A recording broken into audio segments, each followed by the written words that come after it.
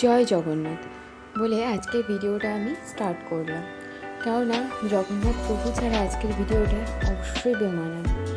আমি আজকে এমন একটা রেসিপি নিয়ে এলাম যে রেসিপিটার কথা শুনলেই আমাদের সবার আগে পুরীর কথা আর জগন্নাথ দেবের কথাই মনে পড়ে। তাই জয় জগন্নাথ বলেই আজকে শুরু করলাম। সবাই প্রভু জগন্নাথ যেন সবাইকে যেন ভালো রাখেন। আজকে করবো জিভে গজা, পুরী স্পেশাল। এটা আমি রথের দিনকার বানানো হয়নি, বানিয়েছিলাম গুরু পূর্ণিমার দিন, গতকাল গেছে। চলুন দেখা যাক। প্রথমে আমি পরিমাণ মতো ময়দা নিয়ে নিয়েছি, ঠিক যতটা ময়দা বানানো ততটা মতো ময়দা, তাকে নুন দিয়ে আর ঘি দিয়ে খুব ভালোভাবে মাখিয়ে নিয়েছি, কেননা যাতে ময়মটা খুব ভালো হয়। ময়মটা হয়ে গেলে তারপরে একদম অল্প অল্প করে জল দিয়ে এটাকে মাখাতে হবে। দেখবেন মাখাটা যেন নরমও না হয়, খুব যেন শক্তও না হয়, পরিমাণ মতন যেন হয়। এরপরে একটা রুটির যে চাকি হয় তার মধ্যে একটুখানি ময়দা ছড়িয়ে বা আটা ছড়িয়ে, এটা আটার করে না কিন্তু ময়দারই করে, রুটির মতন করে প্রথমে বেলে নেবেন। 3টে রুটির মতন করে বেলে নেবেন। একটা করে বেলে নিয়ে তারপরে প্রত্যেকটা রুটির ওপরে এরমভাবে ঘি আর ময়দা ছড়িয়ে দেবেন।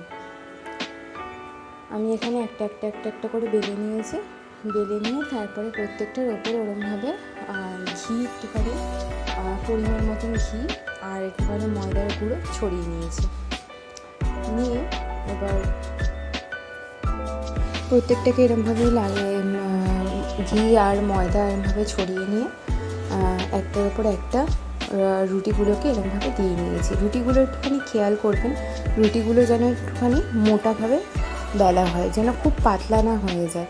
এবার আরেকবার এটাকে বেলে নিয়ে এরমভাবে ঠিক মুড়িয়ে ঠিক রোলের মতন করে আস্তে মুড়িয়ে নিয়ে তারপরে একটা ছুরির সাহায্যে এরমভাবে সাইজ করে কেটে নেব।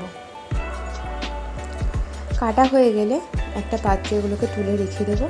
তারপর একটা করে আমরা এটাকে বেলে নেব।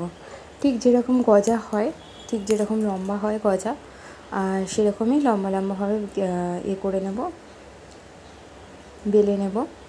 দেখুন মাঝখানে কী সুন্দর ভাঁজগুলো পড়েছে। এরকমই লম্বা করে বেলে নেব, একটা করে বেলে নেব।